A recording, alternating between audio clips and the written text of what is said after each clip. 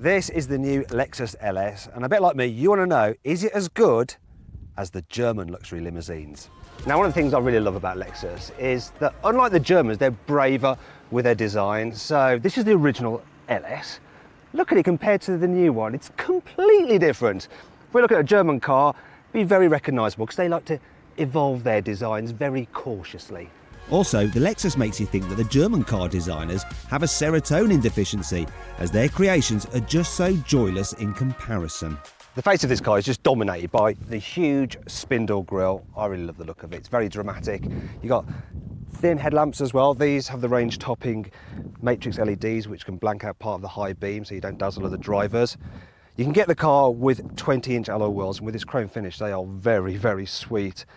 The car itself is quite low for a big saloon to make it look nice and sleek. Lexus has given this car what it calls a 6-window design. So, of course, there's the windscreen, 1, 2, 3. Then here you've got 4 and 5, and these actually help with rearward visibility. And, of course, 6 at the very back. Then round the tail of the car, it's all pretty neat. You've got bits of chrome.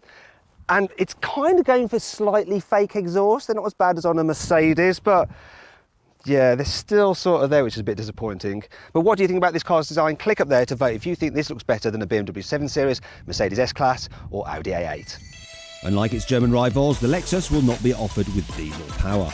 In fact, in the UK, there will be just one engine, this 40 miles per gallon capable LS500h. So I've got a 3.5 litre V6 petrol engine mated to an electric motor, and as a result I can cruise along on electric power alone, so it's perfectly silent. But I've also got a combined 360 horsepower, so I'm going to put the car into Sports Plus mode now, and I'm going to launch it to see how fast it is.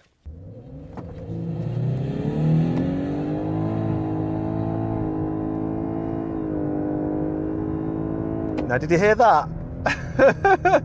Sounded a bit odd, didn't it? A bit whiny when you rev it out, and the gear changes are bizarre, and that's because this car has a mixture of a normal gearbox and a CVT. So the normal gearbox has 4 gears and there's a CVT, and combined you get like this 10-step gears. It's all a bit odd. It's designed to stop the kind of whining sound of a CVT and make it feel more natural, but it's still not quite there, I don't think. And that sums up the handling too, because while the LS500h holds onto the road well enough, especially as you can get it with all-wheel drive, unfortunately, even in sports mode with the suspension in its firmest setting, it just never feels as sharp to drive as a BMW 7 Series nor Audi A8.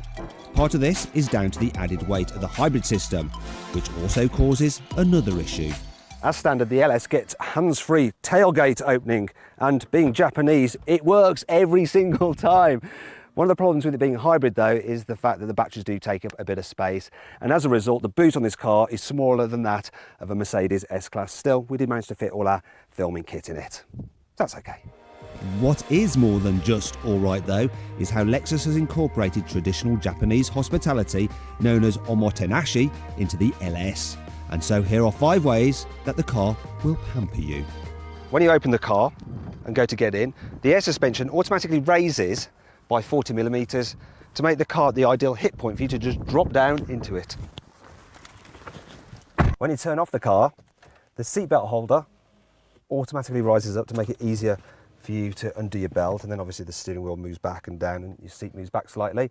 Also, when you open the door, I do it on the passenger, the side bolsters of the seat go flat, and then when you sit back in again, they pump up to hold you in place. As well as a normal 4-zone climate control, you can get something called Climate Concierge. What that does is use infrared sensors throughout the car to measure the body temperatures of all the occupants, and then it can do finer control of the temperatures throughout the car to account for things like uneven heating caused by low-level sun. The car stereo speakers can cancel out any unwanted engine noise entering the cabin. Also, all but the entry-level car comes with a premium Mark Levinson surround sound system with 23 speakers located at 16 different locations. When passengers in the back want to get out, the rear seat moves into an upright position to make exiting easier. Another Japanese tradition you'll find in the LS is Takumi craftsmanship, which is essentially a combination of art and OCD. No matter how hard you try, you will not find a single stitch out of place. They are just bang on. It's really good, the quality. Even the curved stitching here, this lovely contour door panel. In fact, the Alcantara material extends all the way down into the door bin. In terms of the rest of the design, well, I like it. It's got this swoopy thing going on, a bit like a Mercedes S-Class, but it's not so ostentatious. Some people may find it a bit busy with all these lines and stuff, but I quite like it. Also like how the infotainment display is integrated into it as well. So for the driver, you've got a reasonably small display, but it shows all you need it to. And then for the main infotainment, you've got this huge widescreen. It's massive. Now you control it using this computer laptop style touchpad. You scroll along between the different icons and press down to select one. Though I don't find this system quite as easy to use as a swivel wheel that you get with BMW's iDrive. Also, the menu structure isn't that intuitive. It can be a bit confusing. One thing that isn't confusing though is a huge heads-up display you get with this car. It's absolutely massive and really makes it easy to pick up key information when you're driving along. There's lots of other kit to help boost safety too, including a system which will prevent you from reversing over a child. And then there's the semi-autonomous driving technology to help make cruising on the motorway less arduous. So, I have the cruise control on and a radar is measuring the distance to the car in front and keeping me safely dropped back from it. Also, I've got some cameras reading the white lines in the road and it's auto steering to keep me in lane.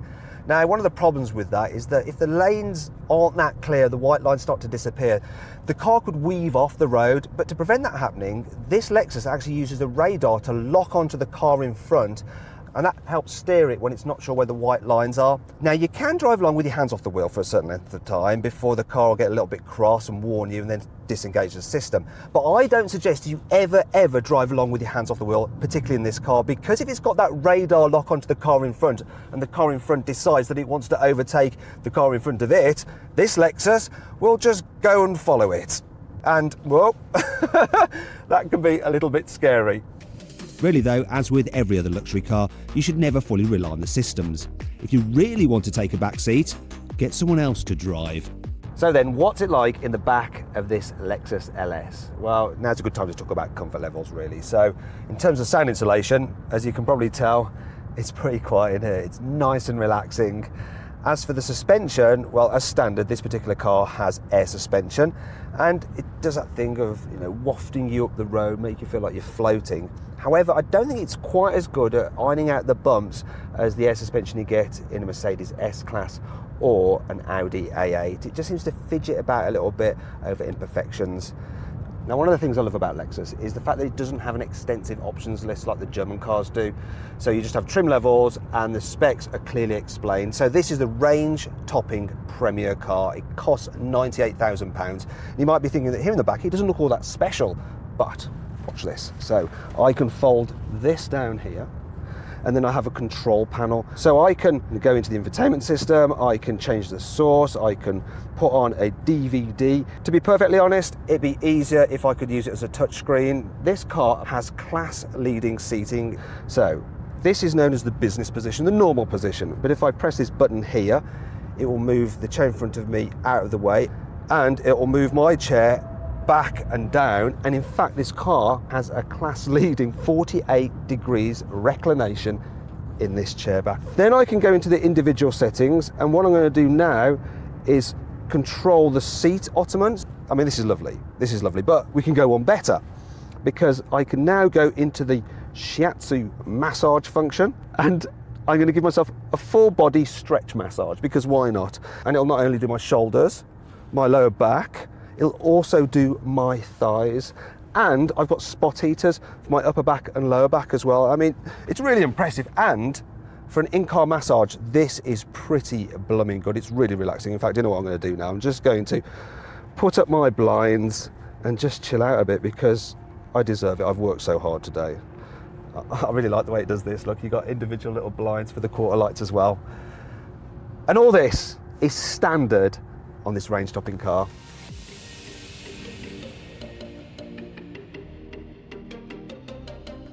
So then, what's my final verdict on the Lexus LS? Well, do you know, I really like it. I don't think it drives quite as well as the German rivals, but it's not that far off. And if you're interested in this car because of the way it looks, and it certainly looks good, then it's definitely worth considering. Now, if you enjoyed this video, please like it, share it, and subscribe to our channel. And click on our logo to subscribe. Also, click on the video windows for more content.